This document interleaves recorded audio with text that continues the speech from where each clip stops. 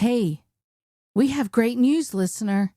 This podcast is organic, clinically tested, FDA approved, and DOT certified. Welcome to The Riveted with Chris and Gina.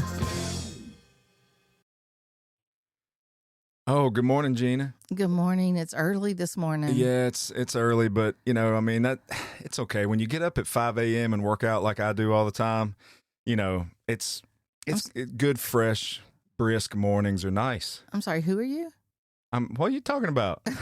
You get up in the morning at 5 a.m.? I started it. Wait. Today was my first day. Oh, okay. Gotcha. I was inspired by the guests that we have today, and I was like, I'm going to start today. Today's the day. Today's the day. Let's start today. I might not tomorrow. I probably won't be able to walk tomorrow. But tomorrow will be today, and then you'll have to do it. Yeah, you're probably right. Yes. Listener, we are excited. We've got some new friends that we just met this year and kind of connected with them through, obviously, the Airstream lifestyle, but also through what we are now calling the Stream Team, which is a group of Airstreamers that are on social media and YouTube and content creators and stuff. And this couple is one of the Stream Team, and we're excited to hang out with them. We're just can't wait to meet him in person. We've yet to meet him in person, but we've already collaborated a little bit on some content. And we've already had fun together. We've just done it, through the internet. Digitally. Yeah, digitally. Yeah, digitally. Absolutely. Yeah. And I like that whole digital. There's lots of digital things that you can do nowadays. What is some things that you can do digitally, Chris? I'm not going to go there right now. We're gonna get into that. Okay. But listener, we're super excited today to have as guest Jonathan and Blakely Fletcher from the Digital Barbell fame on YouTube and social media, and excited to chat with them today. So you guys, welcome to The Riveted with Chris and Gina. Welcome. Yeah, it's awesome to be here. What an introduction. Yes. And I want to tell all the listeners, in case they didn't watch that collaboration, I think Gina's bloopers were the highlight for me. I mean, I can't watch that without just tearing up laughing. So definitely go check that out. Yeah. And that was the short version. It was. Yeah. It was a bug and it went down my shirt. There were these, we call them ladybugs, but they weren't ladybugs. They're like some sort of Asian beetle or something. And they were everywhere when we were shooting that video. And, it was funny. So, yeah, I agree with you. That was a pretty fun collaboration. So, well, if that was the edited version, I hope you release the full version on your Patreon channel for everybody. Well, no, there is a full version, and I'm going to tell you another little secret about all of that. We were camping right beside of No Locks, Kevin and Deborah, and they were outside our window in front of their rig doing their video. And they couldn't get the ending right. And she turns, my window's open. She turns. The ending was from our shiny honey to yours. Yes. And she couldn't get it. And they couldn't get it right. And so they couldn't figure it out. They're like, no, we're supposed to say this. No, this. She turns around and she looks at me at the window. She says, Gina, what are we supposed to say? What's this shiny? Yeah. And so I told them, and then they said it, and he threw the pumpkin, and it came down and hit her in the chest. Yeah. And I said, you've got to have all of that as your blooper, because that is hilarious. Yeah. But, Oh, my gosh. Awesome. I'm sorry that didn't make a cut. I know. It was great. It was good. Yep. It's a lot of fun. I mean, like that project that we did, all of us I thought was a blast. And it was great that you guys participated, and we got to know you a little bit, and excited to have you on the podcast. Well, yeah, I want to know anybody that can throw a pumpkin and get it in a car, in a truck. Like it came right through the sunroof. The roof. Like, that's magic. Yeah, pretty awesome. Yeah, that took a few takes, and behind the scenes, it was about 1,000 degrees inside that truck as we were recording that, because we were in Houston at the time. Oh my gosh! And we were like, let's get this done, because I was sweating. Yeah, It was a lot of fun. I'm glad we all did that and participated, and hopefully the listener and all the watchers out there enjoyed it. Yeah. What part of the world are you guys in right now? We're in Houston, Texas. Well, south of Houston, in a little town called Pearland. Blakely's folks live here, and we've got other family here. So we lived here for, this is where we met. We lived here for the majority of our life, I guess, together. Yeah, we've been married 23 years, and we lived here for about 20 of that. Yeah. So we still have a lot of connections here. Yeah. And, Blakely used to own a physical gym here in town, so we just know a lot of people here. So I don't think we ever want to live in Houston again. Maybe never say never, but it's a good place to come back and visit family. No, you can say never. We say never. We used to live in the Woodlands. Yeah, we were neighbors there for a little bit, I guess. If you That's were, right. Oh, yeah. Yep, we were on the north side of Houston in the Woodlands. And I can say never. I'll never live there again. Yeah, I know you can. Yeah. We enjoyed it for the short time we were there, but we didn't give it enough time.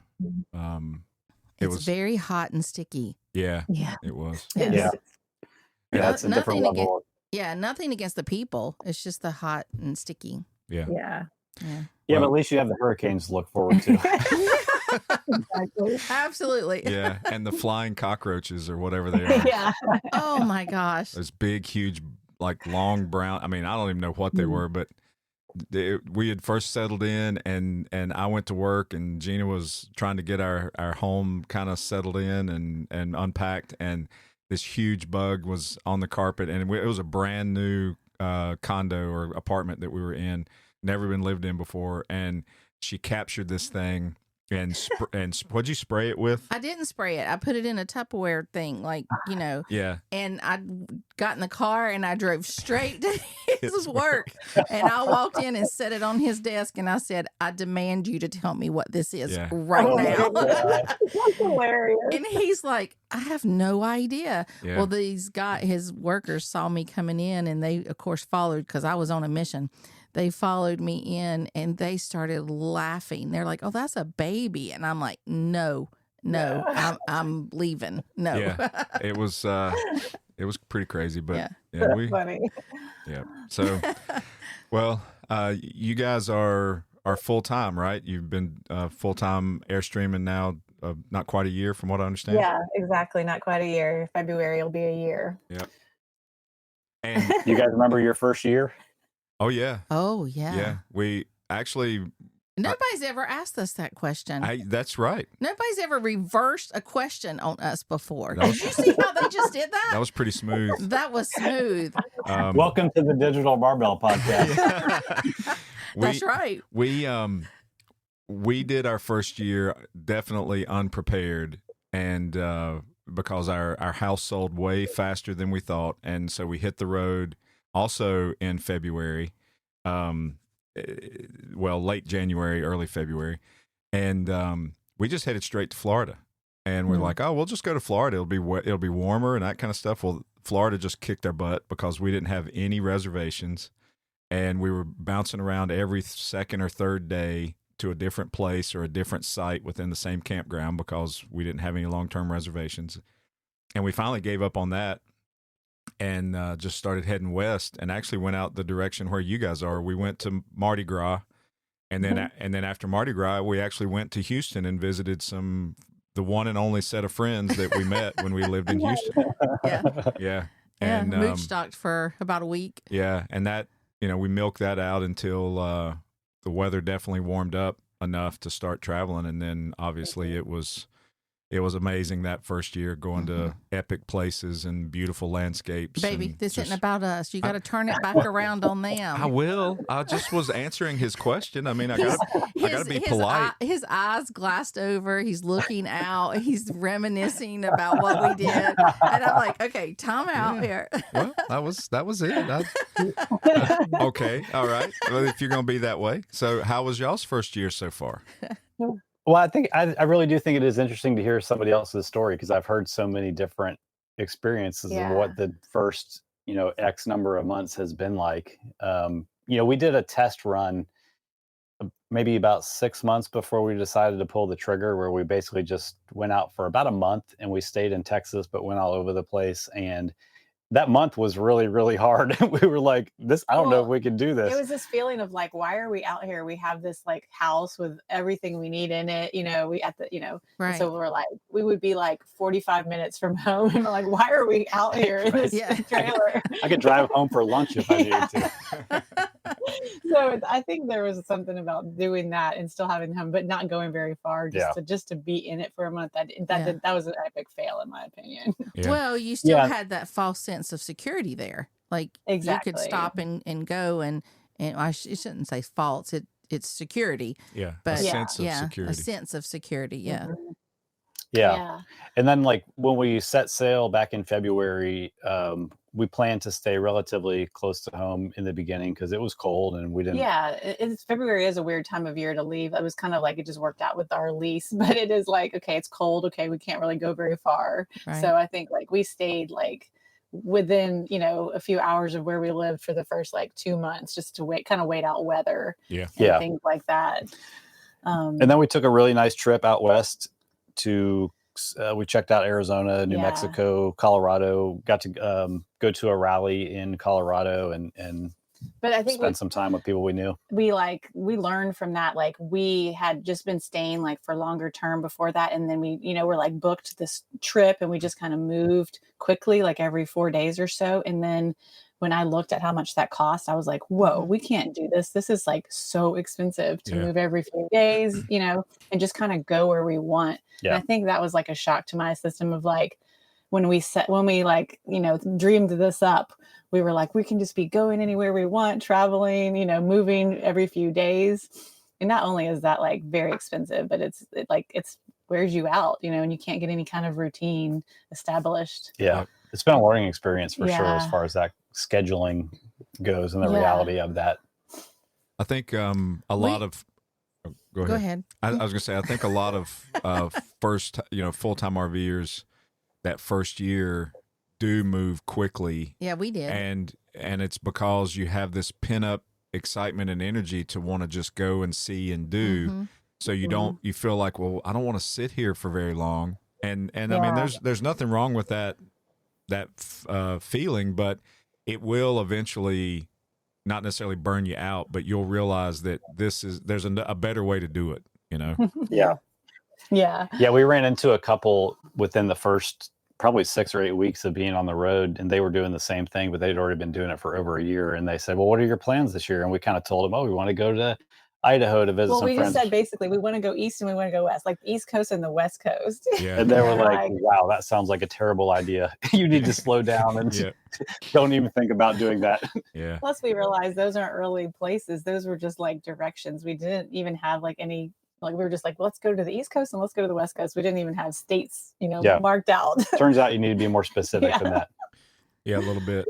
Yeah, but now we don't travel with reservations, or we just have a direction in mind of where we're going and kind of a general location, but we don't make any kind of sincere plans that we stick to. So do y'all do that, or have y'all gotten to where you actually make plans and go, okay, I'm going to reserve this spot and be there at this date? Mm-hmm. We do more of like, we don't make reservations unless like for the holidays, we've reserved like a month to be able to be in Houston and also be in the Austin area, for things like that to move around. But other than that, we try to stay. I like it tight. Like I like a week out or something like that. I don't like to plan in advance just because you never know, Yeah. But we also do have this sense of relief because the planning is hard for us. Yeah. When we do have a route planned out and we know we're going to stay at least on a route, there's at least a little bit of relief knowing like, okay, I don't have to think about figuring out where I'm going to stay for at least this long. Right. Yeah.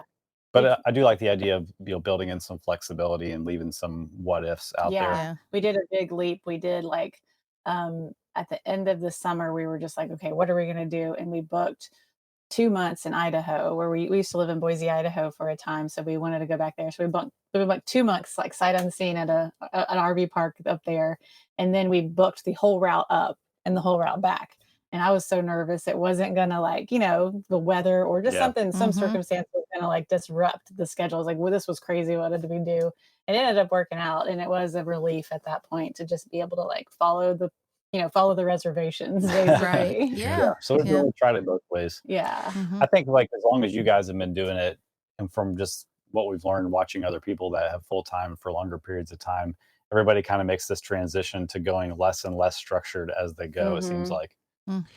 Well, it kind of feels like, I don't know, second nature. Like it becomes easier, I think, the longer you do it. Well, and I think it does become a way of life, and once it becomes a way of life, then you are 100% comfortable in the execution of however you decide to do it. Right. And the one thing that kind of prompted us to do that fairly quickly is we realized that had we had a reservation that we had to follow, we would have missed out on some pretty epic experiences. Yes. And that is a fundamental that we just try to focus on. So like if we decide to just sit put for 2 weeks somewhere and we kind of dive into the local community, and then all of a sudden we learn from somebody that, oh, you got to go do this, or this is an amazing thing, or maybe we just, then that's where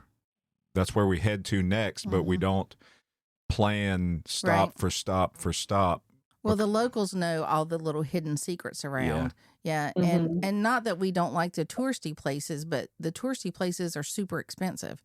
So when you can talk to a local and the local says, hey, you could see that same thing, but if you go over here, it's going to be better and quieter and, cheaper. And we're like, okay, we'll do that. Yeah. I mean, not to say, we'll readily admit that we've stayed our fair share of nights in a Cracker Barrel parking lot because we just didn't have our logistics dialed in of where we were going to be when, and we didn't want to pay $60 for hookups for one night of stay, so we've had our fair share of that, but it pays you back in dividends in the long run because you're able to have that flexibility to go do other things. So but I could see where having a dedicated trip or route with reservations pre-booked would eliminate that kind of mental stress while you travel, because you've already got all that taken care of, and then you're able to just enjoy the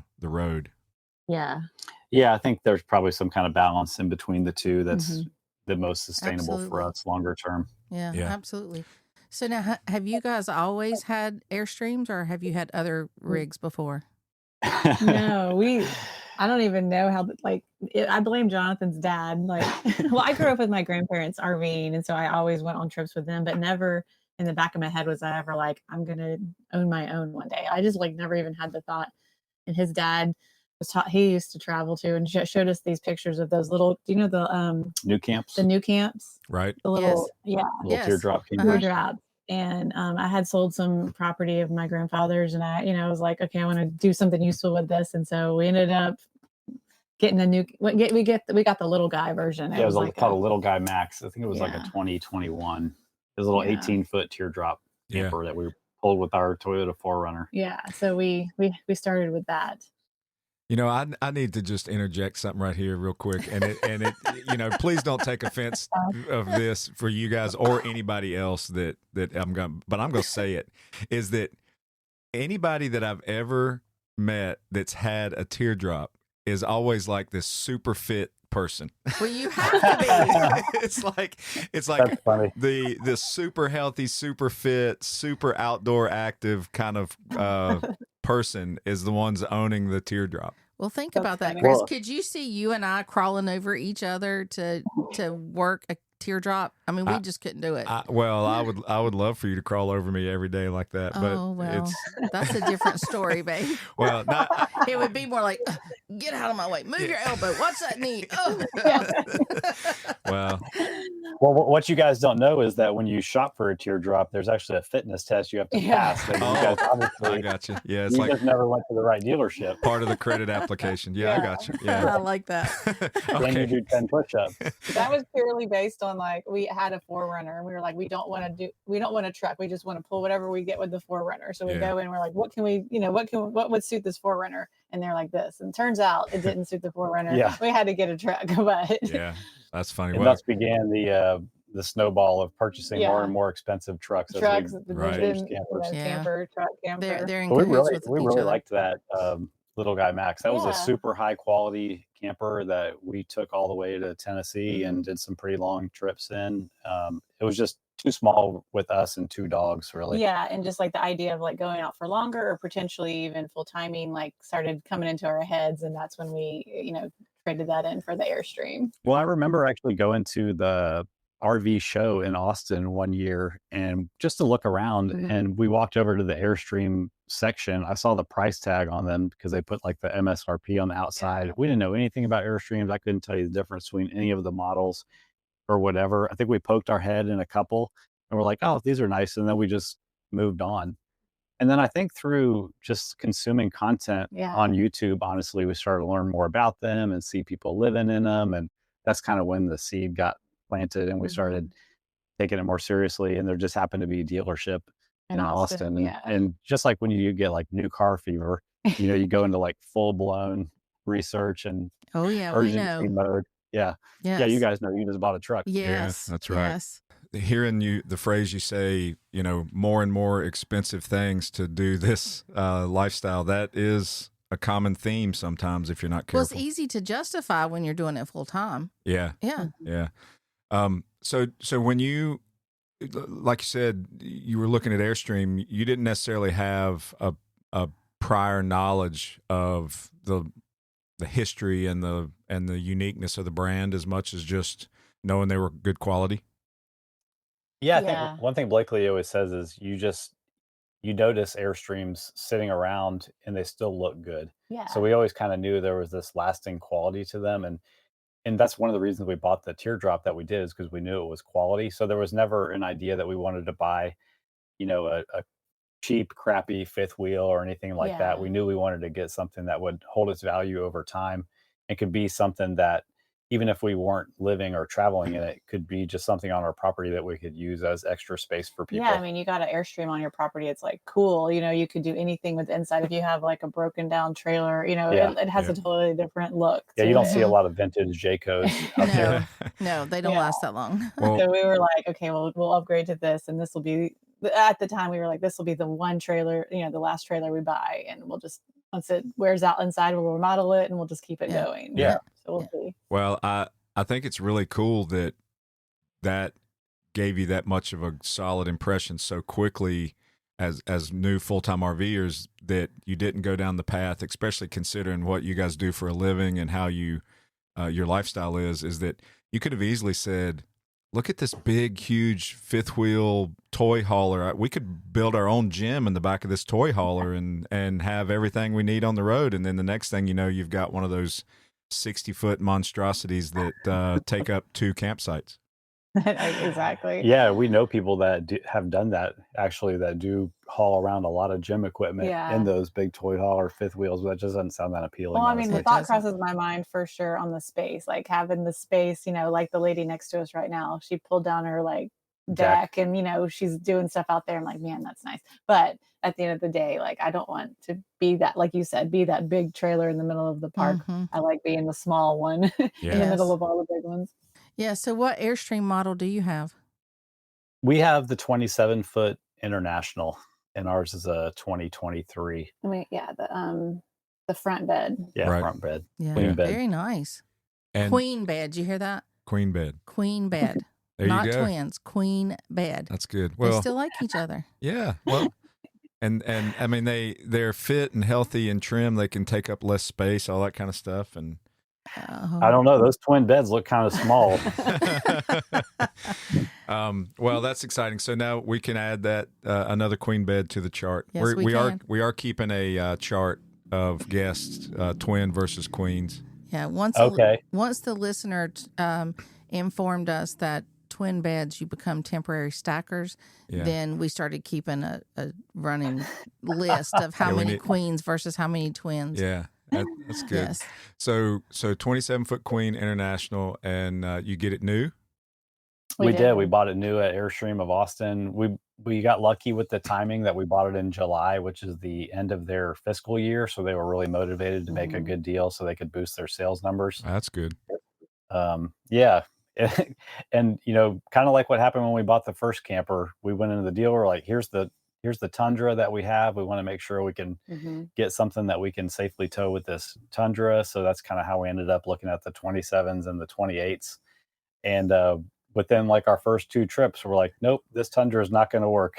just going into like Austin, because Austin's fairly hilly, it's like the Texas Hill Country area, and like we it was like an hour drive from our house to the state park we went to, and our brakes went out because we couldn't stop the Airstream. I mean, like we stopped in an intersection and we just kind of floated through a little bit. It was so scary. Had to manually engage the trailer brakes. And we realized again, that was the same park we had taken the 4Runner with the little guy, and the same situation happened where we were like, okay, the little guy is outmatched. As outweighing the 4Runner, we need to upgrade to the Tundra, and then same thing happened. We couldn't believe it. To be fair, like, a lot of that came down to user error. I just wasn't expecting that to be that hard of a drive on the truck. So I could have driven it differently to save the brakes.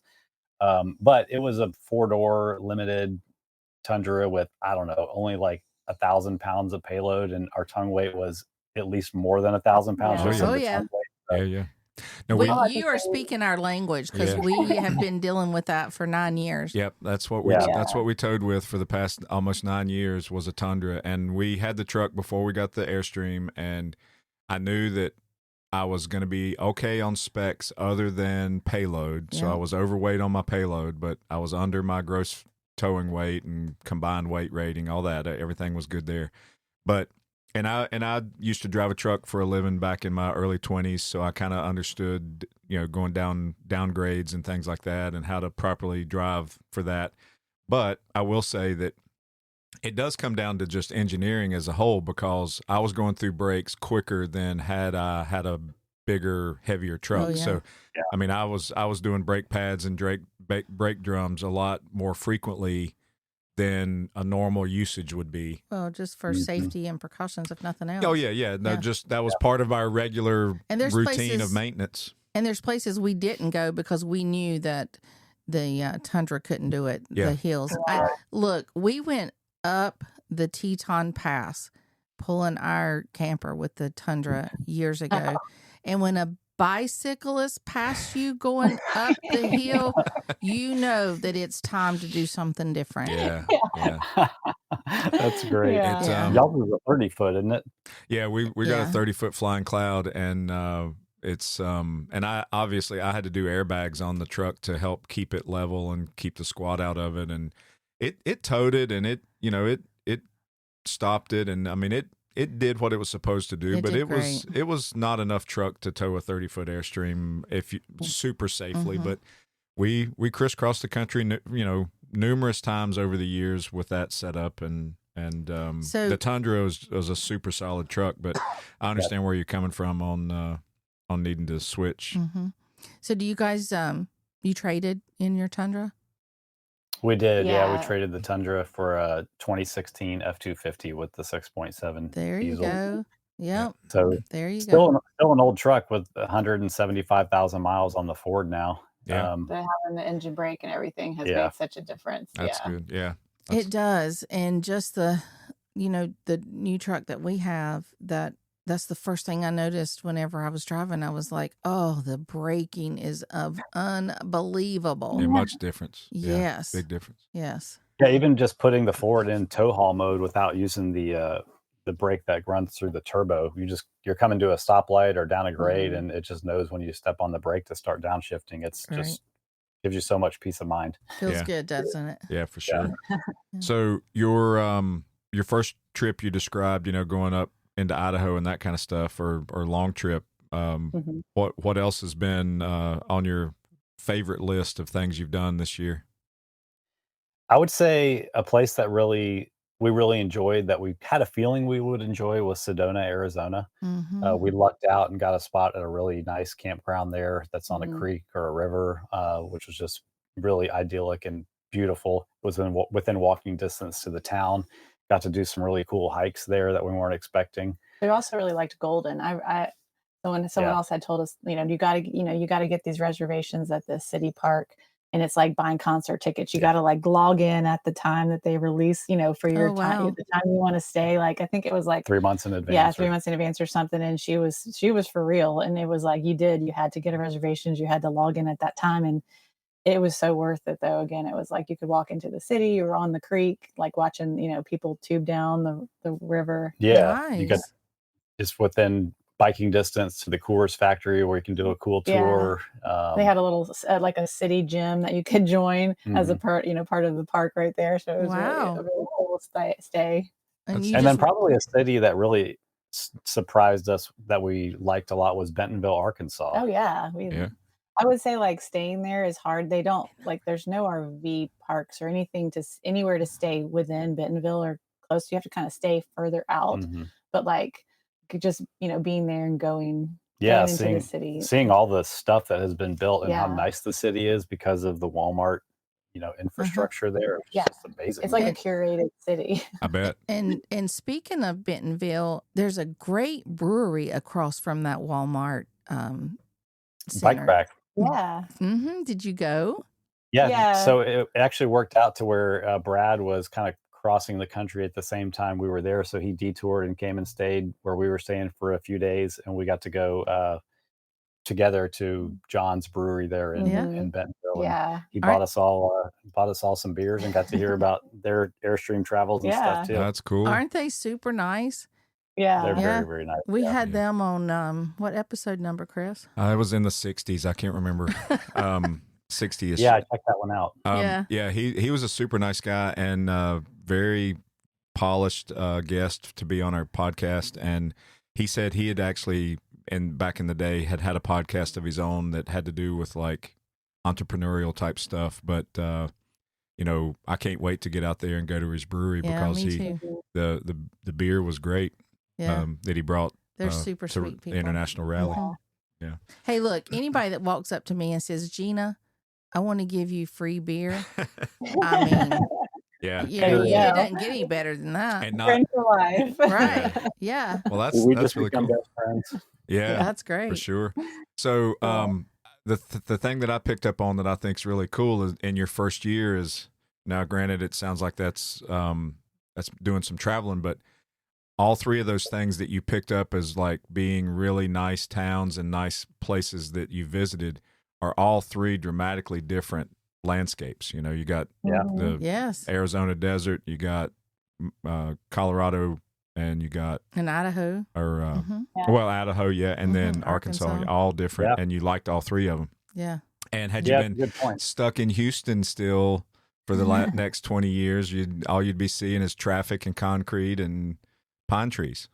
I think that's a great point, and that's really probably the main factor that pushed us to take the jump and to try this. Was we knew that it would force us out of our comfort zone, and the fact that you have to be somewhere is going to make you want to go to different places instead of just staying put. And we've met some great people that we consider friends now because of it too. Yeah, that's good. And that's a good phrase, Jonathan, that you've got to be somewhere. Got to be somewhere. And, why not somewhere epic? Well, yeah. Or just, and with this lifestyle and Airstream in tow, you can be anywhere you want to be. That's really good. Hey, let's pivot and chat about Digital Barbell and all the good stuff you're doing with that. I did my workout this morning, and Honey, they can't see you right now. You don't have to do your. I'm flexing. Your flex. I'm flexing. He really is. Behind the mic. He stretched as soon as he said that. He stretched his arms out and started flexing. I mean, I have to. I'm not trying to brag or anything, Jonathan, but I took my senior year of high school. I took 2 periods of weightlifting. Because all I had to take was English to pass. Yeah, wow is what I had to say back then too. So I took 2 periods of weightlifting and a period of art, and then I forget what else. But I mean, I know my way around a barbell. Do you? Well, obviously that's how you landed Gina, I'm sure. Absolutely, it is absolutely. But now he's developed Dunlap disease, and that does not help. That is not so. Oh, look at that belly. So this morning I'll tell you. We both have. This morning I went out and I took a tree branch off the tree, and I think it weighed probably somewhere around 225, something like that. So I did 10 sets of 50 squats with the tree branch. And then after that, I decided to do like 20 sets of 5 of presses and stuff. Overhead press, yeah. Yeah, correct. And then I just kind of like bent that tree branch and did like tricep, like you're doing right now. Yeah. Yeah. I did all that. And so is that? I mean, that's pretty good, Well, right? Well, I guess I'm going to have to check your Instagram story and see the video of this to check your form. Because obviously, if somebody does something like that, it's going to be on Instagram. Yeah. Well, what he didn't finish telling you is that then he woke up. Yeah. So in pain. Yeah. I mean, you guys are professionals and everything, but I just want to let you, set the bar to let you know where I stand on that kind of stuff. So, well, tell us all about it. I didn't touch a weight or know anything about working out till I was over 30. So you got a big head start. Oh yeah, on me for sure. Yeah. Well, you're not far over 30 now. That's not true. That's not true. Yeah. So yeah, all jokes aside, so you guys are doing some really cool stuff with Digital Barbell. Very nice and stuff, yeah. Taking it out to the world and doing a good job with your podcast and your marketing and website and all that good stuff and everything you're doing. So just let's chat about that a little bit. So what was the motivation to hit the road and do that? Yeah. Well, the motivation to hit the road really was just that we started Digital Barbell full time back in 2019, and it was, has been sustaining us as our full time job since then. So that's really having a job that can be done online is really the thing that let us be able to jump out and do the Airstream travel. We had a cool start to it. I owned a gym, plus I used to work for Rice University for like 18 years, and I was like owning the gym and working there, so basically having 2 jobs. And Jonathan was she still doesn't know what I did. I can never remember the name of it. What is it? I was I was a construction superintendent for a custom home builder. So that's what that was. And then he was like coming to my gym in the evenings and stuff. And we were, and then we started Digital Barbell. So between the 2 of us, we had like 5 jobs. Yeah. And some friends of ours had a house in Boise, Idaho. And they were like, hey, we have this house in Idaho. We're not going to use it for like 2 years. Do you guys want to go live in it? Like, just rent free. And we both had jobs in Houston and all this stuff. And we were like, what? This is crazy. And the rent at my gym was about to go up like triple. So I was in the middle of a decision anyway. Am I going to keep the CrossFit? It was a CrossFit gym. Am I going to keep the gym? And we just did it. We were like, we stopped everything. I closed the gym. We quit our jobs. We literally had never been to Idaho or anywhere close. We moved up there, and it just gave us this chance to start Digital Barbell for real. Mm-hmm. Very nice. Yeah. That's really, we owe it all to them. Yeah. That's really why it took off like it did. And then COVID happened like within the first 4 months of us being full-time of, doing Digital Barbell. So that actually helped our business because people were turning to online, workout solutions versus going to in-person gyms. Yeah. And so between those 2 things, I think like that's really what helped us. Well, yeah, they set you up. Yeah, they set you up and got your feet, under you before the whole pandemic thing probably lifted you off from there. That's great. Yeah. And even while Blakely owned the gym, we were kind of building the infrastructure for the business behind the scenes, like learning what software we were going to need to coach people online, developing our YouTube database of all of our workout demos. So it was lucky we had all of that in place. And we were just able to everybody was looking for workout solutions. And we're like, okay, here we go. We got some for you, Yeah. So it was perfect timing, I would say. Well, congratulations on that. Well, I know that you may have this in your plans and maybe have already done it and I'm not aware, but the thing that I think is missing at Airstream rallies, whether it's just a club rally at the monthly level or regional or even international, is some type of focus on fitness at the kind of level that you guys could provide. And I mean, if y'all were to dive into some sizable Airstream rallies, given your experience and knowledge plus your presence in Airstream, I would think that would just be a huge hit. Now, granted, some people are going to be like, I'm not getting out of bed and going to do this and all that. But I mean, it could be for different types of physical levels or Yeah. challenges. I mean, you guys could create whatever was needed for that, but I think it would be a wonderful addition to Airstream rallies. Yeah, and we've actually thought about it. We missed the window last year to like present to speak at the international, but we have thought about doing it for this year, or like you said, even some smaller rallies. And it's been cool because like since we've shifted our focus on our YouTube to like add in, some Airstream content, like we released a program at the end of this year, and like most of the people are RVers now that are joining our programs, which is so cool, Yeah, that's Yeah. good. to see that Yeah. shift in our clients. Yeah, I'm like halfway through the process of filling out the application to present at the rally in Minot. So Good for Yep. you.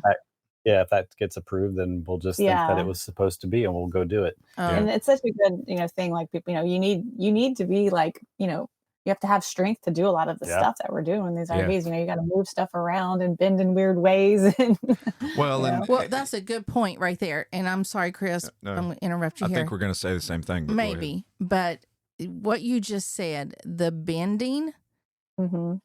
and it's unbelievable how many people cannot bend. They don't stretch. They can lift things, with their biceps, but they Mhm. don't use their legs or their back. They don't bend. They don't Squat. Yeah, they don't squat. They Yeah. don't use their full body as leverage in what they're doing. And if you could show them ways to do that, I think that would be phenomenal in helping them with their camping experience. Yeah. Yeah, Totally. I do That's too. kind of the angle that we want to take with it. Like that's a program that Blakely was talking about. It's called Strength Made Simple, and it truly is just a simple program that's 3 days per week that helps people learn the fundamentals of what we call functional movement Mhm. to build strength in those things that we have to do in our everyday life, but be able to get more out of the quality of our life just by having that fundamental amount of strength. Yeah, like, That learning how translates to pick to stuff up off the ground safely without hurting your back, and, Right. Right. being able to press, some weights overhead so that whenever you do have to put something in, like, your overhead compartments and Yeah. stuff, it's no problem for you. Yeah. Things like that. Yeah. Well, I mean, it goes without saying that I know there's a tremendous amount of Airstreamers that of an older age that have said, if it wasn't for Airstreaming, I would be sitting in a recliner, not doing anything. And Sedentary, like yeah. they're staying active, they're staying on the move, their body is continuing to be active, and that's a good thing. But But at the it- same taking it- time, we've seen them do one thing and then go sit down for a minute and then Yeah. go do Mhm. something else. yeah. Well, Mhm. but I guess my point was that Airstreaming will keep you at least more fit than the alternative of just sitting at home on the recliner. And for Yeah. sure. yeah, but learning how to stay even fitter on the road or be a little bit better conditioned as an Airstreamer Mhm. to do the kind of things that you have to do in order to tow the trailer, hitch it, unhitch it, level it, all the Yeah. stuff. Plus, doing it for your health. Mhm. Yeah. That's right. It's I think it'd be awesome. I And mean, you can Airstream all the time, but if you don't have good health, you're not going to enjoy it. absolutely, Yeah. Right. Yeah. yeah. Yeah, I think like we've seen an influx of clients and followers on social media that are kind of our demographic, and they are Airstreamers, but they use their Airstream as a transportation device and a nice place to stay to go do epic adventures. And part of that is like having the fitness to be able to do it when they get there. Otherwise, it's just a hotel room on wheels, and you're sitting in a parking lot Uh-huh. or an RV Right. park or whatever. Yep. So it's been kind of refreshing to see people come after us specifically for that reason. And I Right. think, like Blakely said, a lot of it comes down to just kind of showing our lifestyle on our YouTube and Instagram more. You guys are young, you're fit, and you're like, oh, it's so easy. Just do this. And in my mind, I think pictures of my mom and my dad and they're RVing, and their friends. And it's all they can do to walk up the steps to get into their RV. It's all they Yep. can do to bend to hook up their sewer hose or their water lines or plug in. So, if you've got something like what you're talking about for the campers, that's kind of basic movements, helping them build strength and stuff to just get those functions, I think it will explode, or will, if it hadn't already exploded, in helping these types of people, because they hurt. They're older, and the older you get, you lose your protein, your hormones, you lose all this. So I think what you guys are offering is just amazing, and I just hope people take you up on it. Yeah. Same. Yeah, thank you. That Yep. that truly was the thought process behind this program that we've talked about a couple times, because it doesn't include conditioning or running or burpees or anything like that. It's just pure functional strength training. And we do have clients between their 30s and their late 70s. You know, we Great. have one-on-one clients that we coach individually through our online app. And honestly, like those people, the 60 and up crowd, they're some of our favorite people to work with because number one, they're the most consistent.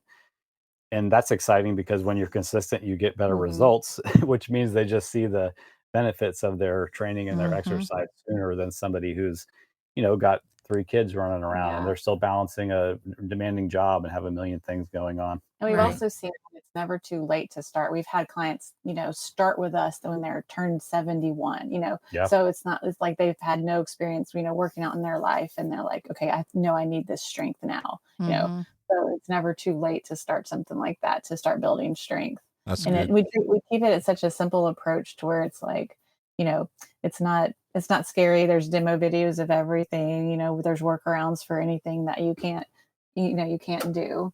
I think the exciting thing about getting stronger is it's all relative to where you're starting from. Like there's no baseline number of pounds that you need to lift to be considered doing strength training. Yeah, It totally starts where 2 you're at right pounds, now. And the most important thing with strength training is that it gradually gets more difficult over time. And that it doesn't matter where you started from. It could be 1 pound. Right. 2 pounds is better than 1 pound. You know? That's true.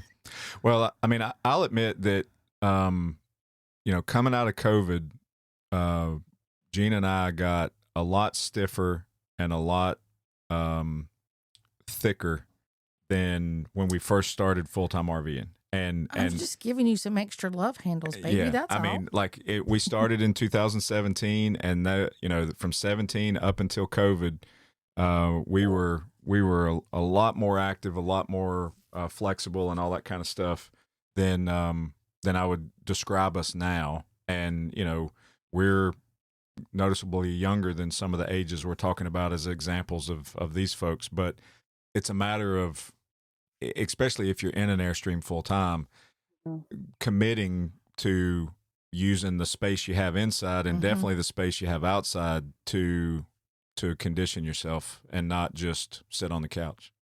Yeah. Yeah, I think that's been one of our biggest struggles. Like that was the thing I was the most scared of, because since I've owned a gym and we've had home gyms, I've always had that access, you know, within, you know, right at my home. But that was the biggest thing I was afraid of when we moved into this, was how it was going to change our lifestyle. And we've really had to be like committed to the process of like, we joined YMCAs nationwide. So anytime we're in a city with a YMCA, we can go there. We carry dumbbells, you know, if it's the weather permitting, we get outside and, you know, go for walks or jogs. Yeah. Things like that. We carry a mini gym in the bed of that F-250, taking up quite a bit of the payload. Well, but I mean, it's not as heavy because it's digital, right? Like it's That's right. the barbells are digital, so they're not as heavy as real dumbbells. Yeah. Is that what it is? Just lift our laptops or our phones up and down. Yeah. Yeah. 5-gallon water jugs. Yeah, there you go. Well, I think people can find weights to lift in anything from canned goods to water bottles. Well, that tree branch this morning, I mean, it had to have been over 200 pounds. Had to be. Yeah, send me a picture of that thing. I will. Yeah, I'd like to see that too. I just broke it off. You know, it was like it was a fully healthy tree, and I just reached up there and broke that tree branch off. Oh, yeah. Yeah. You're my He-Man. Yeah. And it was a pine tree, so it was like sappy and sticky, and that helped with my grip. You know? It did. So that way I didn't have to worry about any slippage with my grip. Do you know that there's listeners out there, Chris, that know that you cannot stand anything sticky on your hand? I can't. So they know right now that you are teasing. That was the giveaway, babe. that was the giveaway. Yeah. You should have stopped. We were with you up until then. Until the sticky. Well, I mean, when I was 16 and I was taking those 2 periods of weightlifting, so I was max bench press was 405. Wow. And I was about that with squats. I think I was I think I was 375 or something. Are we talking ounces here? Or? No, pounds, Oh, baby. pounds. Yeah. Yeah. I mean, I was up Kilos. there. Yeah. Yeah. So what, how That's about, impressive, man. yeah. What about you, Jonathan? My all-time best bench is really only 230 pounds. I'm a pretty small guy, though. I only weigh 160 pounds. Best deadlift 430, best squat 365. Yeah. Are Yeah. we puffing our chest out here? Because I think mine's bigger. That's what we're doing. Well, yeah, your chest is definitely bigger. I forgot about deadlift. Yeah, I definitely, for some reason, I was not very big on deadlift. I've seen videos of your deadlift, and that was a lot of plates on those bars. So, yeah. Yeah. Wow. Yeah, that's You've something been I've been watching able to get videos of stronger. him? Yeah, I watched him doing Should his Blakely and I deadlift. give y'all a minute? I had to Call me after this meeting. Okay, There John, you go. we will. There you go. Yeah. Yeah. Wow. Well, But like Blakely said, like it is really taken us being intentional since we've been on the road to keep up. Like, we were used to working out 5 days a week because our office and gym were all in the same little building at the property that we were living at. So it's been a challenge. So if somebody like has struggled to stay fit since they've transitioned to this lifestyle, or even just doing longer trips, like we totally get it. Like Yep. it is a lot more challenging than when you have more control over your environment. Mm-hmm.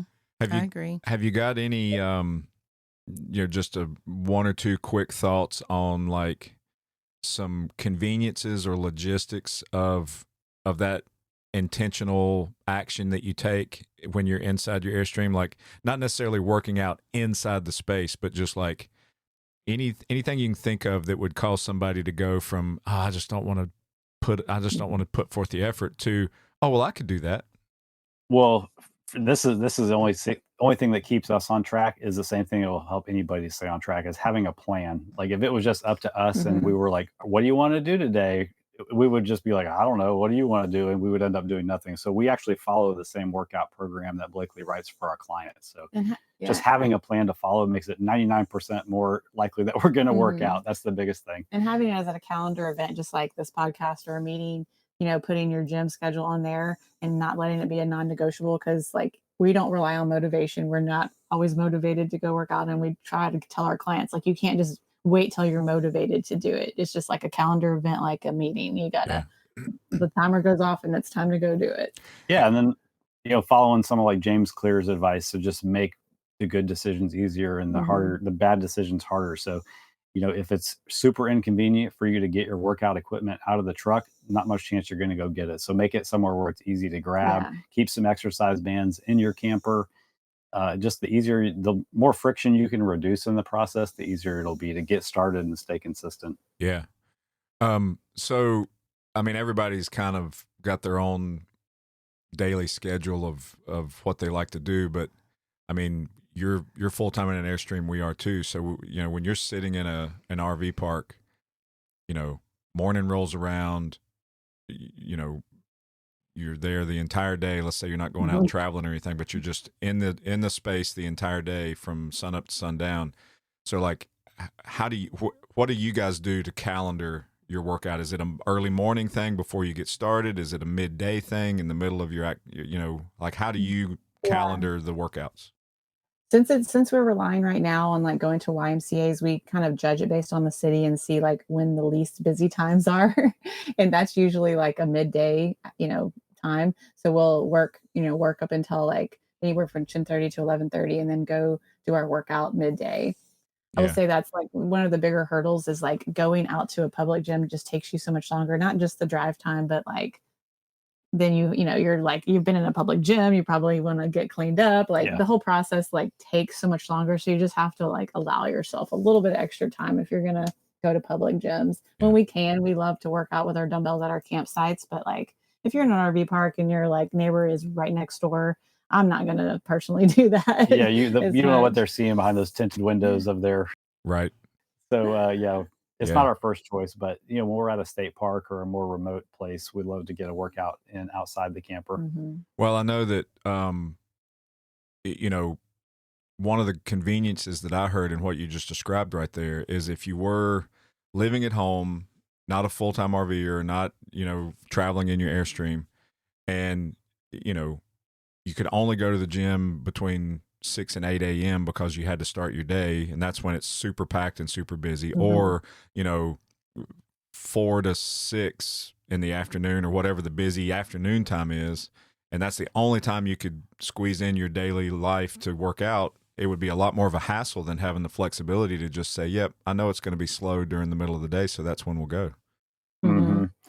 Yeah. And there's definitely been times that we've brought the dumbbells inside the camper here in inclement weather when we were in a city that didn't have a gym. And is it the most productive and the best workout we ever had? No, but it keeps the habit alive and gives us still the mental benefits of doing something instead of nothing. And I think that's a benefit for our clients. Like, they most of our clients work out at home. And so they, have the flexibility to do it on their own schedule. That's why the digital component comes in, so they can, throughout that busy schedule that they have with kids and jobs and everything, they can just get their workouts in, and they've got a plan and there's no questions. Yeah.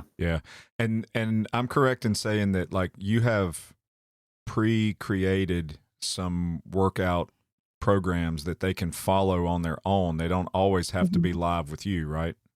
Actually, none of our training is done like in a live situation. All of our clients get their workouts delivered in the app that we coach them through. So they're free to look at their workouts on their own schedule, do them. They record their results in the app. If they're a client that gets coaching from us, they can upload form check videos. And then we get notified in the software on our end. We go in and we review every single workout from our clients, give them feedback, and make sure that they're making progress.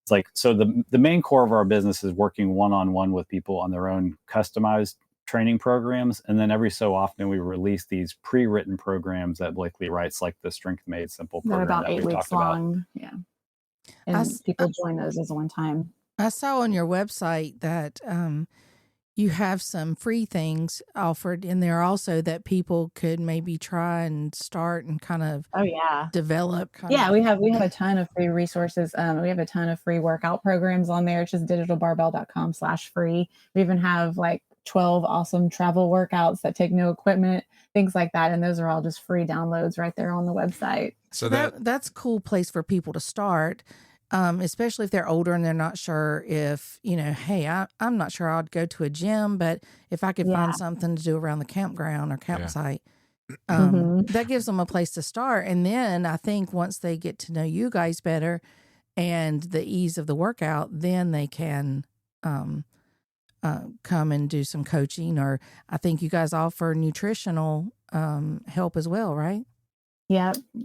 We do one-on-one nutrition coaching, and then we recently released some women's only group nutrition programs. So that's where you're kind of like in a group of women through a Facebook group, and we have a coach that works for us, and she leads that group, and that's been really successful, just because a lot of people struggle with the same things, or you can share recipes, and it's been a great experience to have the women going through the group together. That's a cool aspect. It's great. But what I was thinking is nobody needs to mess around with that free stuff, because that's old analog barbell. Nobody wants the old analog barbell. They want the digital barbell. There you go. Is that what it is? The analog barbell is like old VHS tapes and all that kind of stuff. Oh, is that what that is? You don't want any of that. You want the good digital barbell stuff. Yeah, but sometimes you just need something on the side, or... Oh, I do. Yeah. You're going to get in trouble with that. Watch out. Well, it is neat. It sounds like you've got like a full assortment of things for people to choose and dive into that fits what they need. And you're there to support anybody that wants to take it to that level. So that's great. And it's been cool to get more clients that are into Airstreaming and RVing, just because we have more shared interests. So that's been kind of a fun perk that we weren't expecting. Yeah. No, absolutely. But too, I noticed on your website that you've got these downloadable, I think they're downloadable worksheets.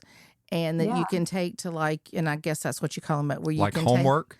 No, like if you're going to the grocery store to purchase your food, there's like these sheets that tell you what's better options out there. And it helps with their shopping. Mm-hmm. But I noticed also that they're and I'm going somewhere with this. Give me a minute. I noticed also that there are sheets on there that tell vegan, because we're vegetarian. I'd like to be vegan, but we're vegetarian. And I saw a worksheet on there that showed how we could get 150 grams of protein being a vegan. I thought that was very impressive. So that caught my eye immediately, because I struggle with that. I struggle with getting enough protein, but the food that was on there was fine. It's just so much food to what I eat in a day, because I don't eat that much. So Chris is like, well, Gina, you have to eat to get the protein. So I get it, but I'll get there. And then I noticed something else, and that is there's sheets on there that give people the definitions and the help with the workout lingo. Yeah. And I thought that was brilliant. That's cool. I'm glad you like those. Yeah, those are just literally, you can click and people can download those for free. They don't have to give email addresses or anything. Because coming from like owning a gym, I kind of like got to learn like what kind of things people know in a gym atmosphere, and then what things they don't know whenever you're just like coaching people and you don't know what kind of experience people have. Right. So try to give as much helpful information as we can. Yeah, absolutely. And I just wanted to share too, while we're sharing, is that we travel with bands, those elastic bands, for people who don't know what that are, with different tension levels. We travel with our yoga mats. What else do we travel with, Chris? A massage table.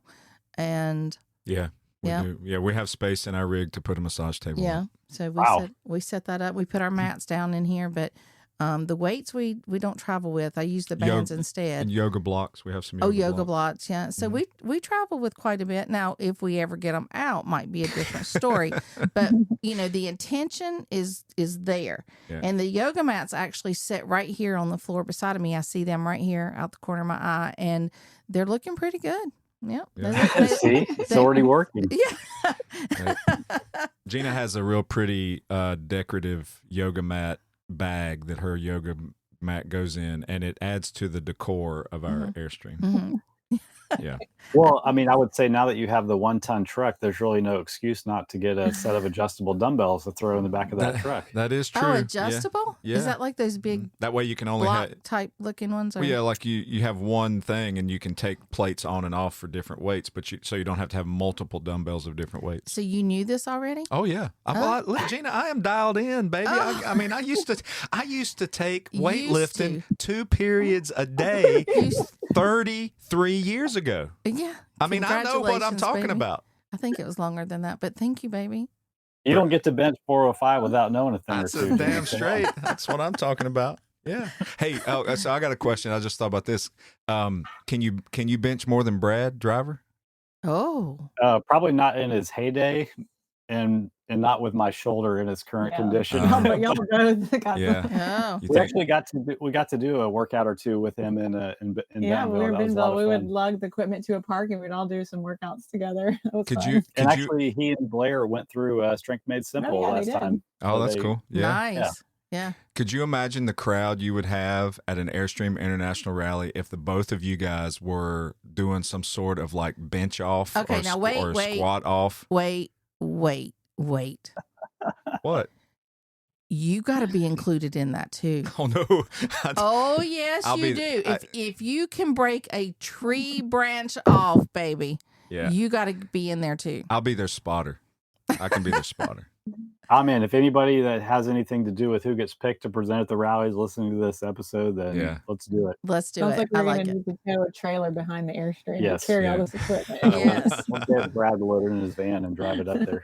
No, we'll get equipment from a gym up there. Bring it over. We'll make it. I mean, we can do that. Let's make it happen. Okay. Perfect. Let's do it.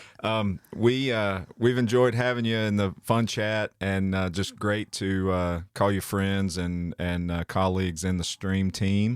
And we just appreciate you giving us a little bit of time this morning. Yeah, you guys too. This was fun. We're looking forward to doing more future collaborations with the group and getting to meet you guys in person too. Yeah, we're excited about that. Yeah, for sure. Yeah. So give everybody a quick rundown of where you are on the interwebs, all your socials and the website stuff, and your podcast, all that good stuff. Yeah, luckily everything is Digital Barbell. It's youtube.com/Digital Barbell. Same on Instagram, Facebook. Our podcast is just the Digital Barbell podcast. We've been doing it weekly, sometimes more than weekly, for 5 years. So there's over 400 episodes to catch up on if you like it. Very cool. And yeah, you can always reach out through any of the social media platforms. It's just us that are behind the screens on it. So we're happy to answer any questions. And the website is just digitalbarbell.com. Take advantage of the free resources on there. And we can give you a link to the strength program. If we do a feature release of that, your listeners can check it out. Very cool. Oh, that sounds great. Awesome. Yeah, we'll include your link to your website and everything in our episode descriptions and socials and stuff. So that's awesome stuff. Well, yeah, we can't wait to see you on the road one day and connect in person sooner than later, I hope. Yep. And between now and then, safe travels, and we'll see you down the road. Okay. All right. We appreciate you guys. Thank you guys. We'll see you down the road. Bye-bye. Phew, I tell you what, Chris, I feel 5 pounds lighter already just talking to them. Yeah. I think they have that effect on people. That's a good thing. I like that effect. Yeah. They're a great Airstream couple right there. They are. Yeah. Listener, if you enjoyed this episode, we encourage you to go to their website, digitalbarbell.com/free strength, for you to get a free week of their Strength Made Simple program. Not a teaser. It's the full week for free. So go to digitalbarbell.com/free strength. That sounds just like me, Chris. Anything that's simple works. Yeah. I need simple. That's right. Yes, and I'm typing it in right now. Good. I did it. Awesome. That's good. Good. Listener, we sure do appreciate you. Thanks for listening to the podcast. Be sure to check out all of our socials, and we'll see you down the road.